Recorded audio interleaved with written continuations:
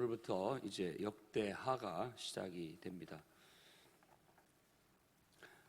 역대하는 1장에서부터 9장까지가 이제 솔로몬의 통치에 대한 이야기를 다루고 있고 10장부터 나머지 10왕들의 통치를 다루고 있습니다. 36장까지가 나머지 왕들에 대한 이야기입니다. 솔로몬 왕의 통치의 첫 번째 이야기는 단연 바로 기브온 산당에서 일천 번제를 드린 것으로 시작이 됩니다.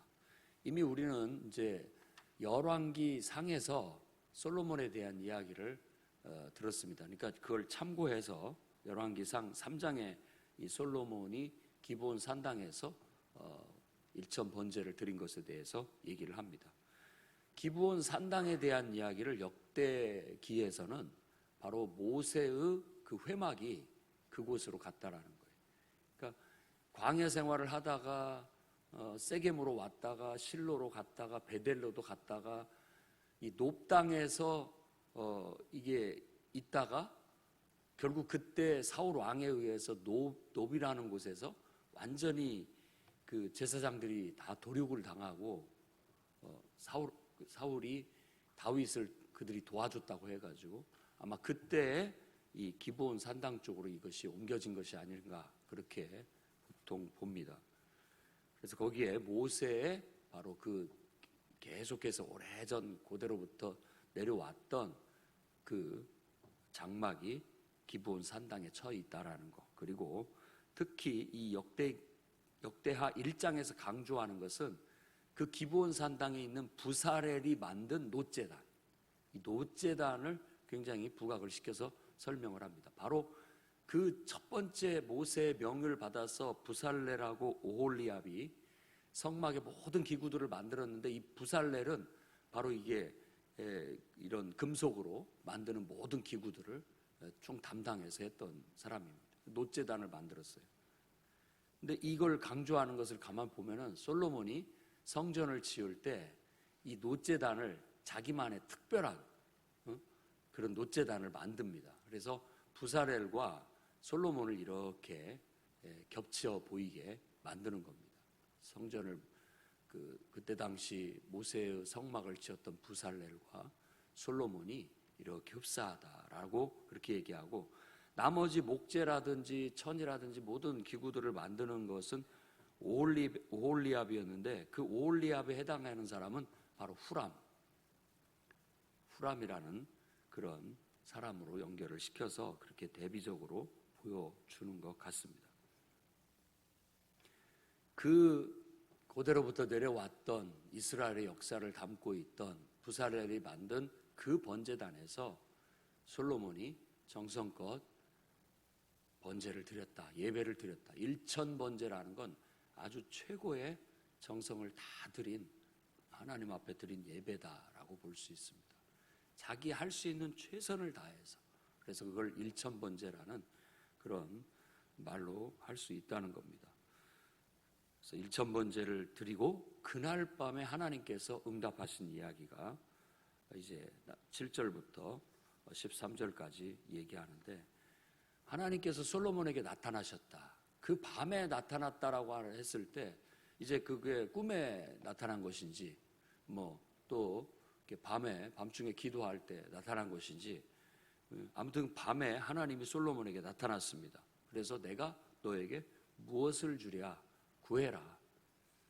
그러니까 성경의 원리는 똑같아요. 율법의 가르침과 선지자의 가르침이 강령이 뭐냐?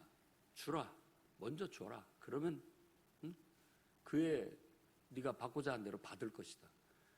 다윗 왕도 하나님 앞에 먼저 자신이 하나님의 집을 지어드리겠다라고 헌신했고 그것을 먼저 드렸고, 그 다음에 그거에 따라서 하나님이 언약의 축복된 언약을 그에게 줬고, 솔로몬도 마찬가지입니다. 먼저 기브온 산당에서 일천 번제를 먼저 드렸고, 그리고 이와 같은 축복을 받게 되는 겁니다. 하나님이 나타나서 그에게 무엇을 주랴라고 했을 때 그는 자세히 말씀을 살펴보면 두 가지를 구합니다. 다윗 왕에게 언약하신 그 언약을 성취해 주십시오. 큰 틀에서 구했고, 그 다음에 그와 같은 언약을 성취하고 백성들을 다스릴 수 있는, 재판이라는 단어나 다스린다라는 단어나 같은 뜻입니다.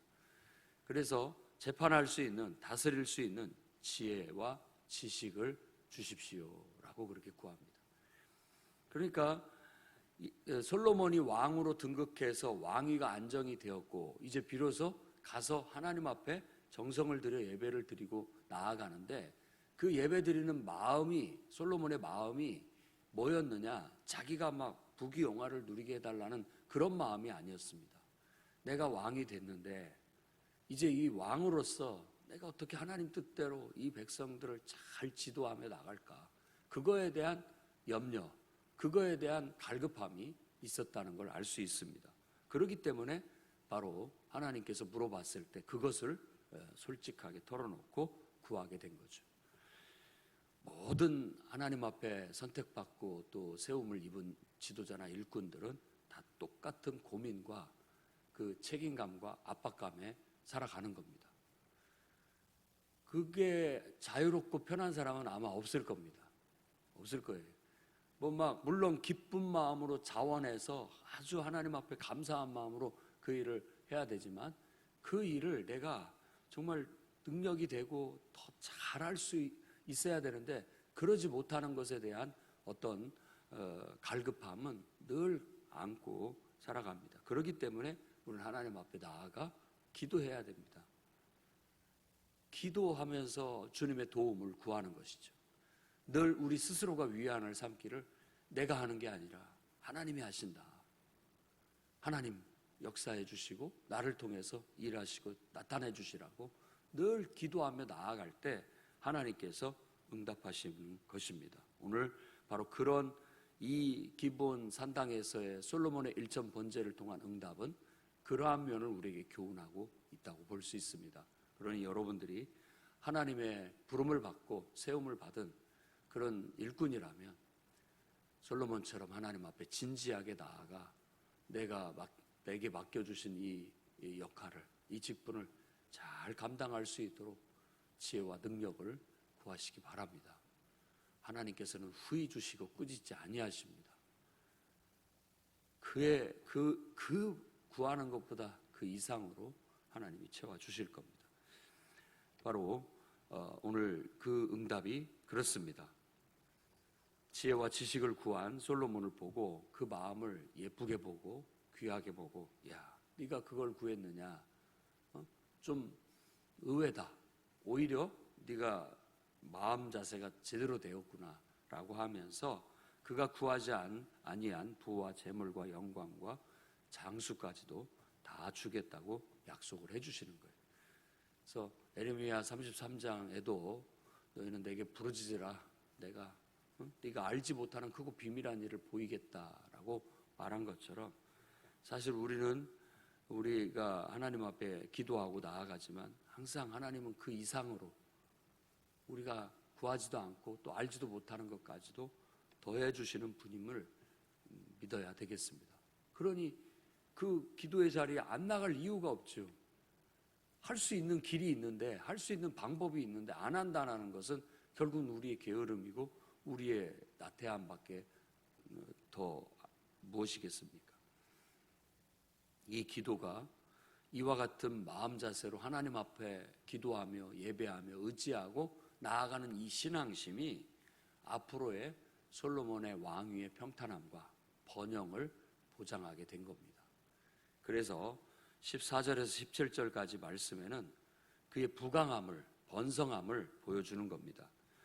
그 대표적인 것이, 국가적인 강성함은 병거와 마병, 이걸로 본다면 국방력을 말하는 겁니다.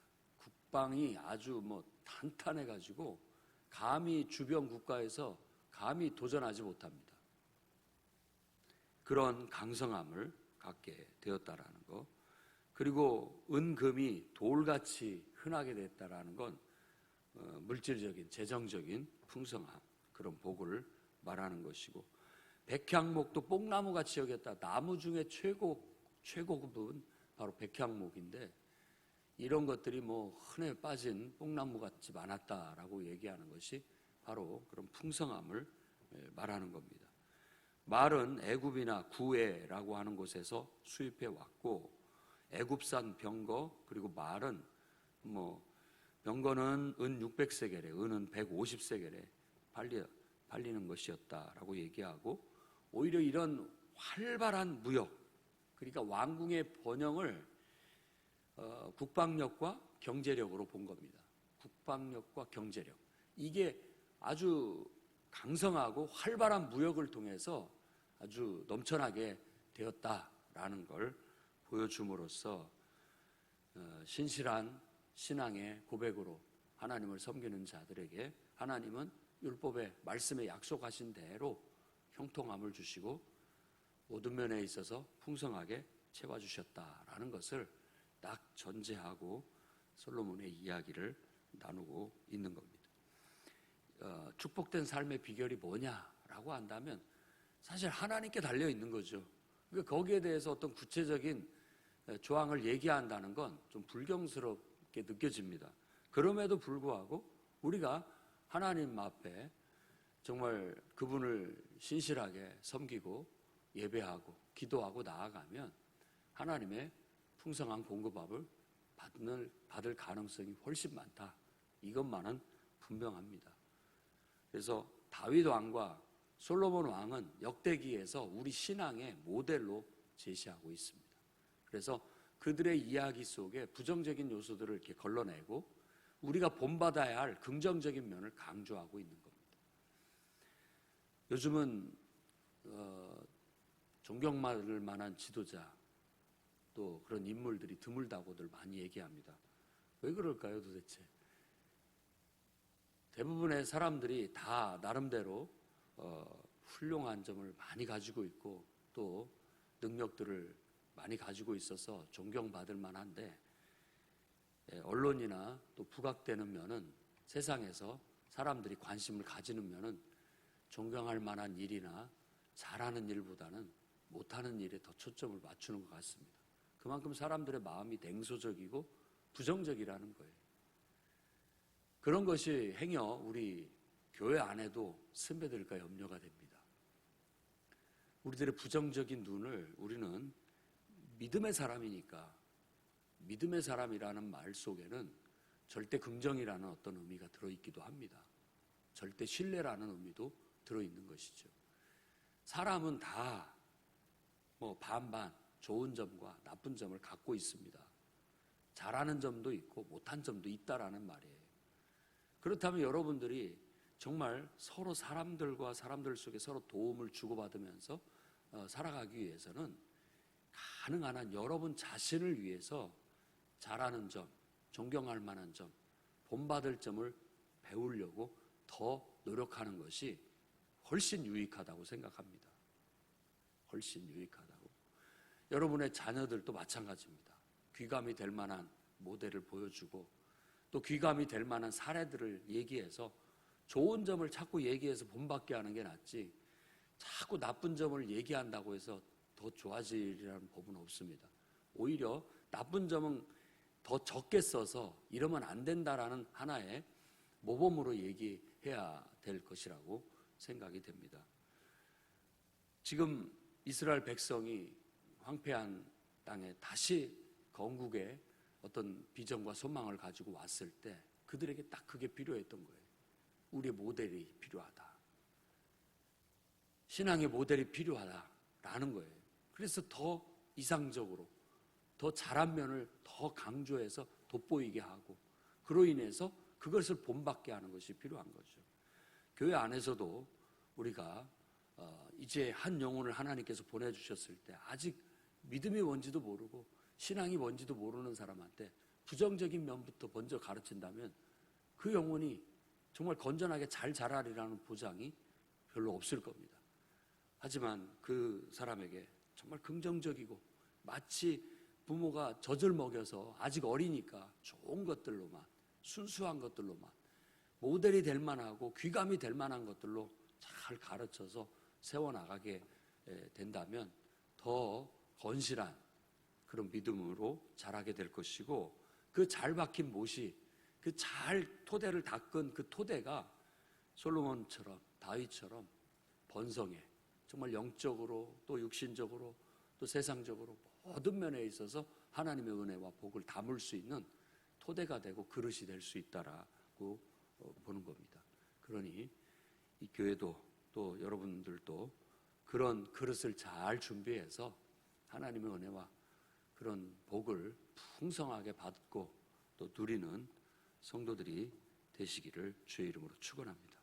기도하겠습니다. 거룩하신 하나님,